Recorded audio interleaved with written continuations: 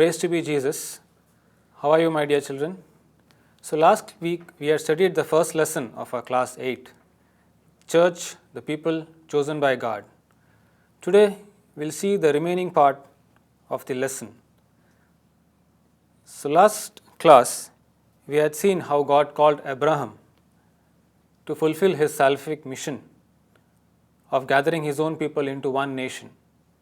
And then later on we saw how God saved or liberated his people from the slavery of Egypt by calling Moses. And God made a covenant with them at the Mount Sinai.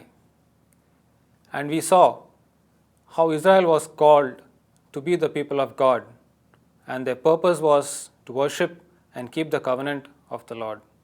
And Lord promised them that if they obey His voice and keep His covenant, they will be His own possession till the end of time. Now let's continue with the lesson and see the next topic, that is a new covenant and a new people of God. Now as time passed, Israelites forgot that God had saved them from the slavery of Egypt, and they started worshipping gods of the Gentiles. They did not keep their covenant with the Lord. They were unfaithful.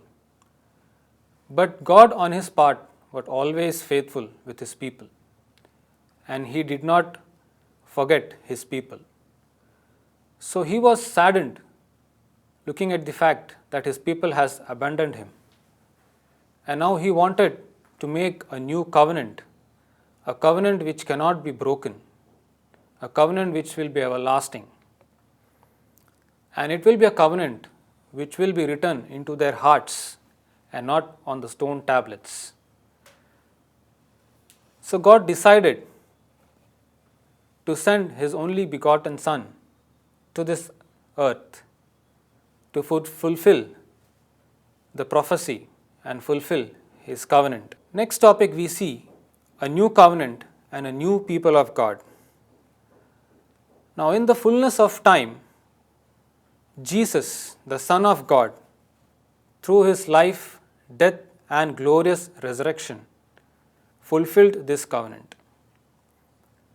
Jesus was born into this world just like us, a human being, and He lived amongst us. He showed us how to live a good life, being a human. He showed us how you can be sinless, being a human. And He showed us how to live according to the will of God. Now, to fulfill God's covenant, Jesus gave up His own life on the cross for our sake, for our salvation. Jesus established a new covenant of love by giving His life on the cross. He established this covenant on the day of the Last Supper. We know on the day of the Last Supper, Jesus took bread into His hands and transformed that to His body. He took wine and transformed that into His blood. This transformation of blood into wine and bread into His own body was the new covenant established by Jesus. And He sealed this covenant with His own blood shed on the cross. And that blood was shed because of our sins, so that we may be saved and we may be redeemed from our sins and achieve salvation. So in that way, God saved us from the slavery of sin and guided us to salvation through Jesus Christ.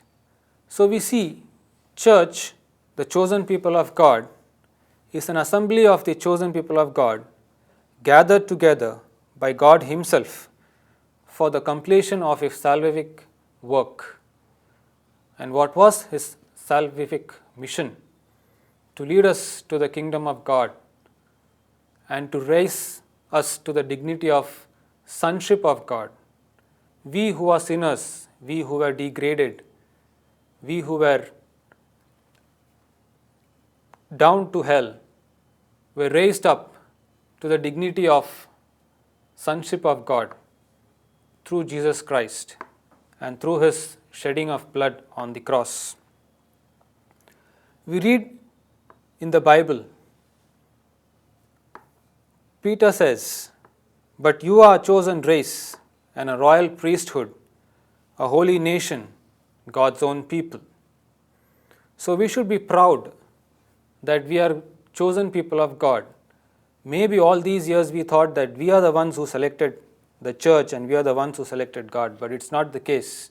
The truth is, God has chosen us to be his people, and we should be proud that we are members of this church chosen by God.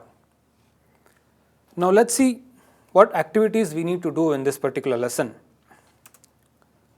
First is, we need to read the Word of God, Ephesians chapter 1 verses 3 to 14. So when you read this Word of God, try to meditate on this, and you can write down a summary of thoughts that come across your mind as you meditate. Do that as an activity. Next, you need to remember Word of God, Ephesians chapter 1 verses 4.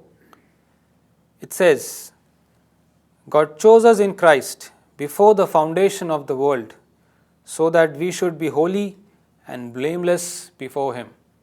So that was his mission. He chose us before the foundation, even before we were born. He chose us so that we may be blameless, so that we can stand before him after our life on this earth. And he made it possible through Jesus Christ. So try to memorize this particular word through the next week. Try to say this prayer every day through the next week.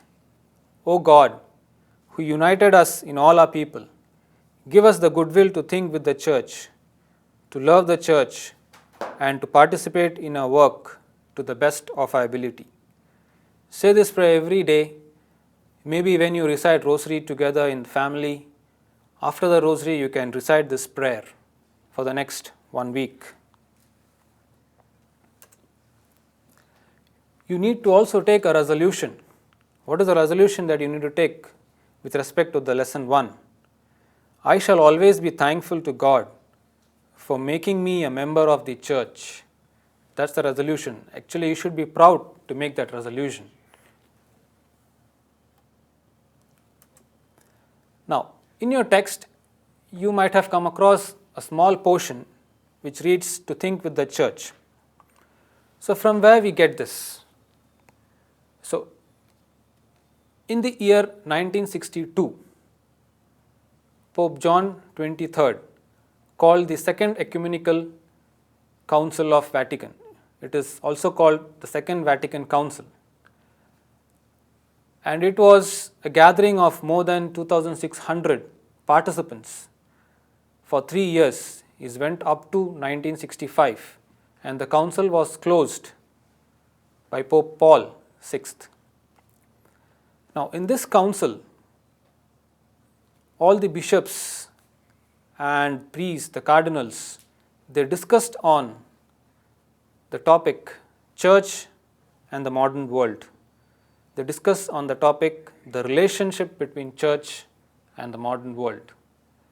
And at the end of this council, they came up with a couple of documents, and there were 9 decrees, 4 constitutions, and 3 declarations. So what you have in your text with the title "To Think with the Church" is basically the constitution of the church, and what is given there is the number of that particular law. What is constitution? Is basically the basic laws and principles to be followed, right? So when we read "To Think with the Church," in bracket you must have seen it says VAT 2, that means Second Vatican Council, the church, constitution of the church, number 9.